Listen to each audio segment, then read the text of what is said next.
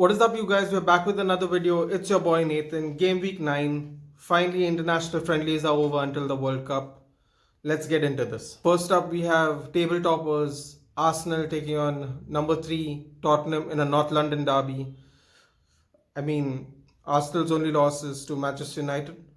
Spurs have been on a roll as of late. It's going to be a good game. Spurs came off that fantastic performance against Leicester City with a Son hat-trick, I believe, in less than 20 minutes. It's going to be a fun game. Tottenham have not won at Arsenal's ground, I think, since Yunus Kabul goal in the league, I think, which was a real long time ago. So they don't necessarily have the best record going into the Emirates, but Antonio Conte could be the difference provider in this case. You never know what's going to happen, but in my opinion, I think it's going to be a draw. Most of these London derbies turned out to be quite a tough game on both sides. So I think it's going to be a score draw. I'm going to say 2-2. Then we have another London derby. We have Crystal Palace versus Chelsea at Selhurst Park. Crystal Palace is always a bogey team. This week is going to be no different. They have the ability to beat anybody on any single day. Patrick Vieira's team is quite a well-oiled machine when it wants to be. Wilfried Zaha will be up for it. Eberechi Eze will be up for it. They have a bunch of good players in the squad. Chelsea, Graham Potter, he's off to a shaky start, but he could bounce back. He's had plenty of time to figure out what he wants to do. I don't know if he's picked his fixed 11 yet, but of course that will come in time. And I think it'll be a tough game. And I think won't be surprised if Crystal Palace edges Chelsea in this. I'm going to go with Crystal Palace to shock Chelsea 2-1. Liverpool versus Brighton Hove Albion.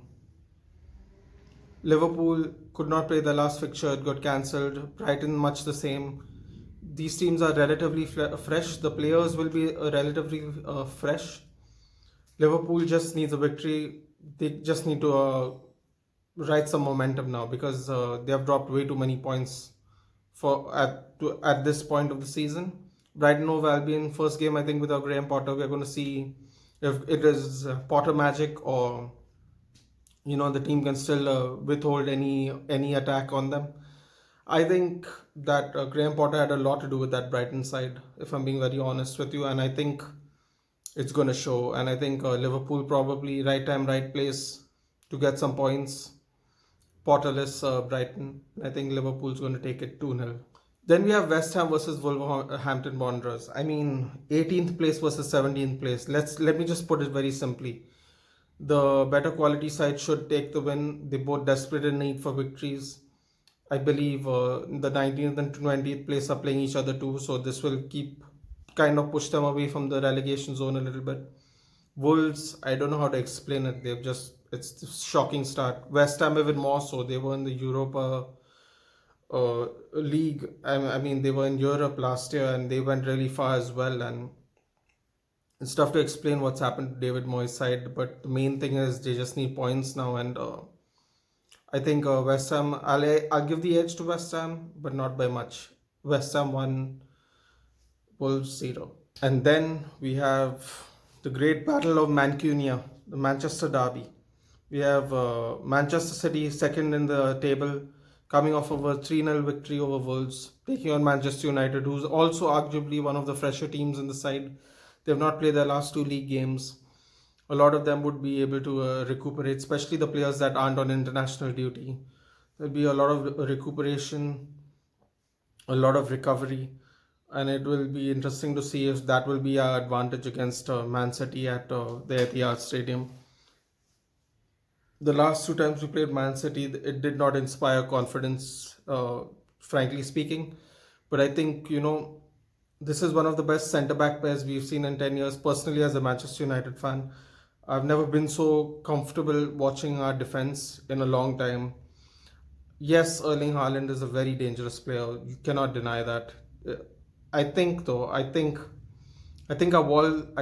Manchester United wall defence they can hold him back. And if not hold him back, they can definitely do damage control. And that's all you need in a game that has fine margins. If Marcus Rashford is fit, Marcus Rashford provides the pace and danger on the other side. I don't know if he's going to start Ronaldo. Ronaldo's not been in the best of form. I think he's very low on confidence, if I'm being very honest. Um, we are going to be dangerous. I expect to get something out of this game. I know last couple of games would make you think otherwise, but I feel like this team's different. We're playing differently. We're under a different manager. And I say now is as good as time as any to prove that we're here to stay and we are a threat to the league title. It's very early on, but I don't see why not. And I'm going to predict Manchester United edging this game on the finest of margins, 2-1. If you like this video, guys, please like, share, and subscribe, and I will see you in the next one.